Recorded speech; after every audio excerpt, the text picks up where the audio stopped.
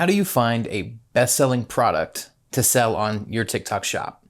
In this video, we're going to go over that and talk about how anybody can really do it, and it's not as hard as you think. Over and over again, I always come to the same conclusion that it doesn't matter what tool I try to use to cheat the system of finding a cool product. There are even softwares that you can sign up for and websites that here's our best-selling products, and I've never actually gotten a best-selling product off of one of those websites. And most of us, I think if you'd be honest with yourself, don't really trust those metrics either. And we know that if everybody else is seeing those products, everybody else is selling those products, which is probably why we're not getting results. So I like to just do what I've always done. And if you've followed me for a while now, you've seen my previous videos on product research. It all comes down to me and my thinking about a product. I like to draw inspiration when I'm out and about, when I'm at a store with my wife, or when I'm driving around and I see stuff in people's yards. Like, I like to find things that interest me. And I don't mean interest like I'm a fan of those things, but things that stick out to me as, oh, that kind of has an undetermined value. So make sure you watch the whole video, because I might say one thing you understand 1 second and then another thing you've never thought about, and it might kind of resonate with you. So my go-to method when I pick a product is I like to make sure that the fan base for that product, if it has one, has at least two sides to it. Also, the item has to be kind of a novelty. Those are my favorite things to sell, and over again, that's what I find outperforms everything else that's boring that I list. It's always this fun stuff that I list that takes off. Recently, I made a video where I made over $2,000 in revenue in 2 days. And that's exactly what the product was that took off. I sold probably 5 different products, but one of them was 100 of those sales, and maybe 7 of the sales were other things. But they were all in the same category of novelty items with a fan base. A long time ago in a video that I made, I talked about how I sold like car keychains and valve stem covers for tires.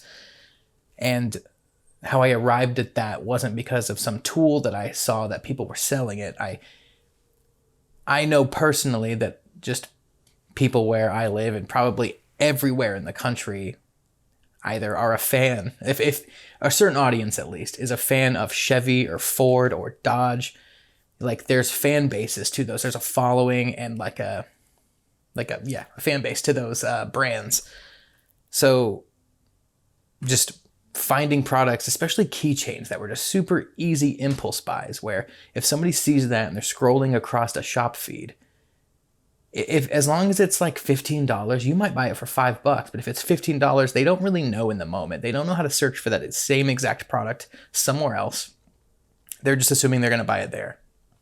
And they do.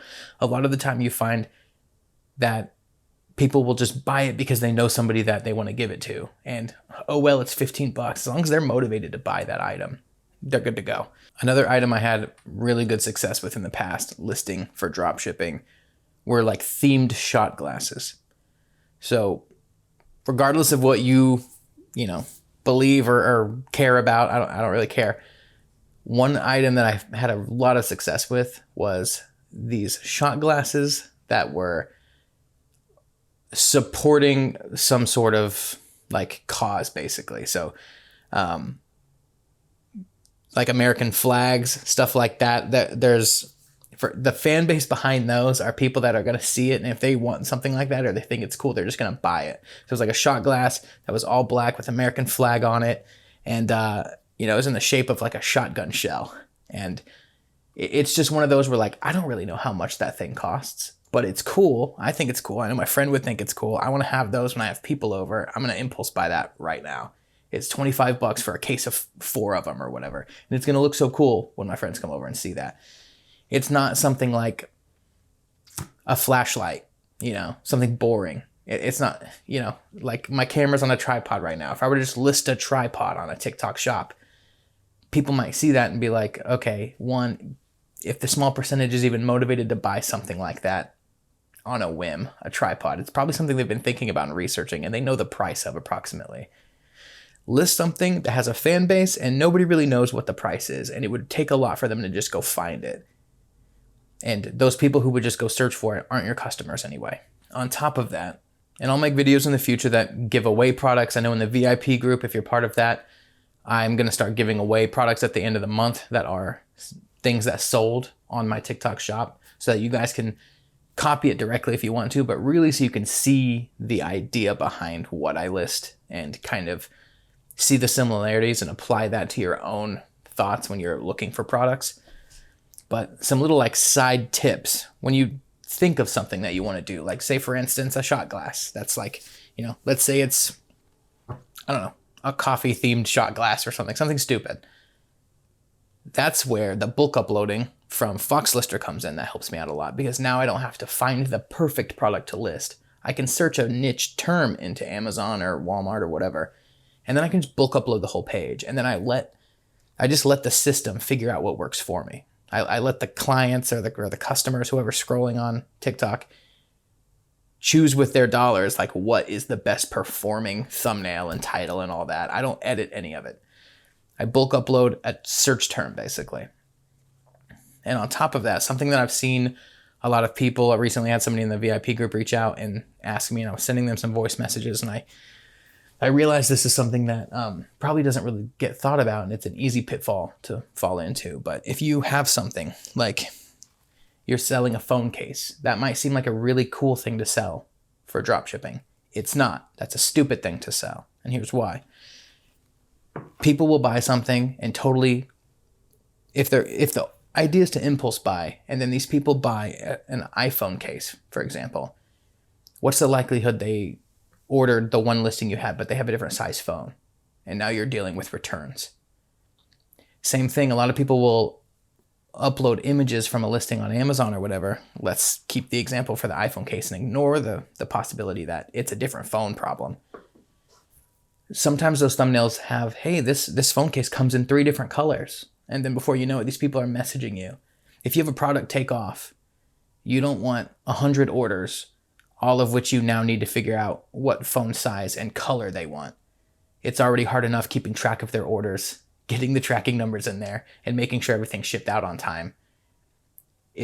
You have to put out little fires. Don't set yourself up to put out a fire for each customer twice.